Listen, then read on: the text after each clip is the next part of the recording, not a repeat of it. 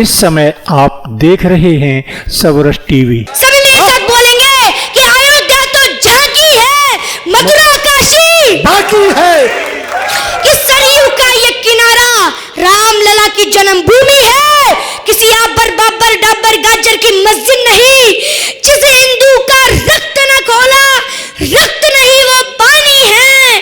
पुष्प गिरे नभ से, देवों ने विजय भव के मंत्र पढ़े, जय श्री राम बोलकर गुंबद पर मां के लाल चढ़े, हुंकारों और दहाड़ों ने आकाश को आधा फाड़ दिया, बाबर की निर्मम छाती पर शेरों ने भगवा गाड़ दिया। जय श्री राम।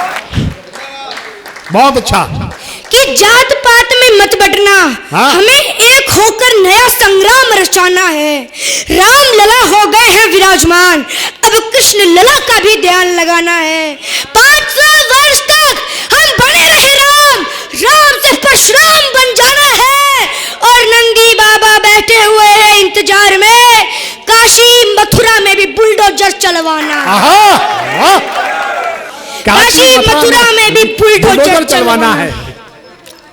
राम इसलिए नहीं पूजे जाते कि उन्होंने कौशल्या की कोख से जन्म लिया, राम इसलिए पूजे जाते हैं कि वनवास देने वाली कैकेयी को भी उन्होंने कौशल्या जैसा आदर दिया।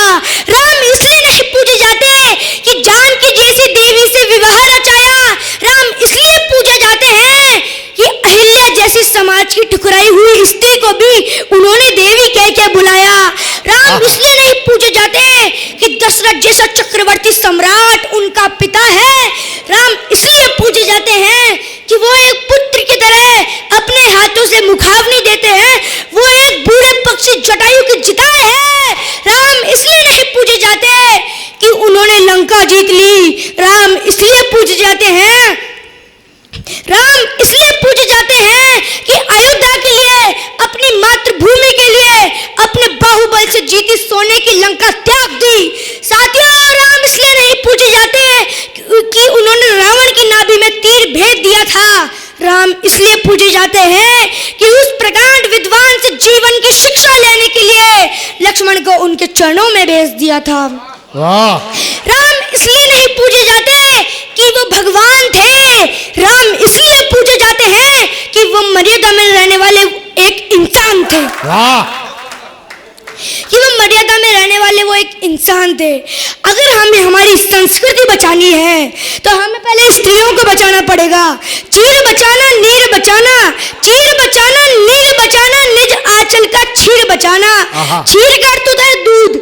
मैं एक बड़ी टिप्पणी करने जा रहा हूँ, शायद थोड़ी तीखी लगे, कि भगत सिंह, सुखदेव, राजगुरु, महाराणा प्रताप, महाराणा सांगा और स्वामी विवेकानंद ये पाउडर के डब्बे घोलने से नहीं बनते, वो वीरता श्रेणियों के वक्ष के यहाँ दूध पीने से।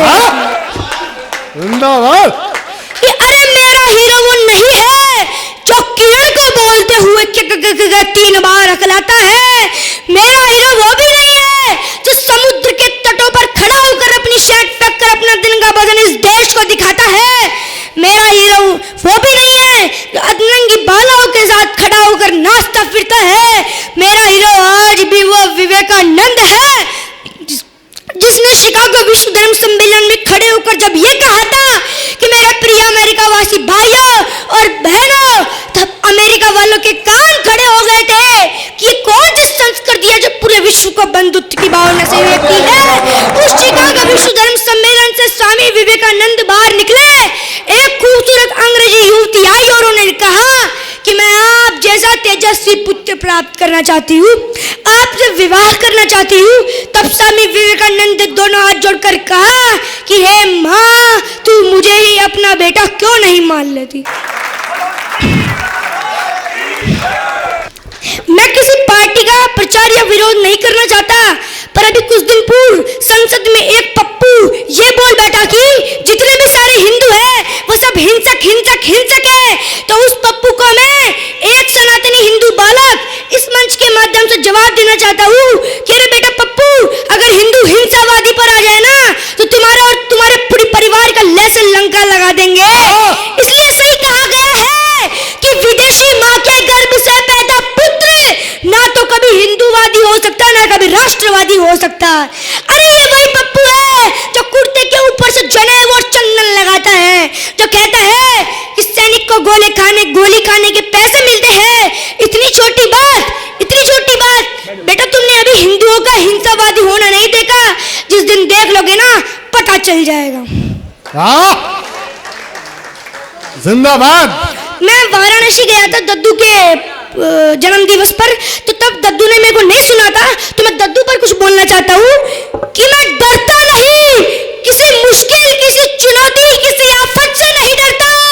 मैं जानता हूँ अगर मेरे पैरों में दुख का कांटा गड़ जाएगा, अगर मेरा वक्त बिगड़ जाएगा, तो ऐसा कोई है जो मेरे लिए भगवान से भी लड़ जाएगा।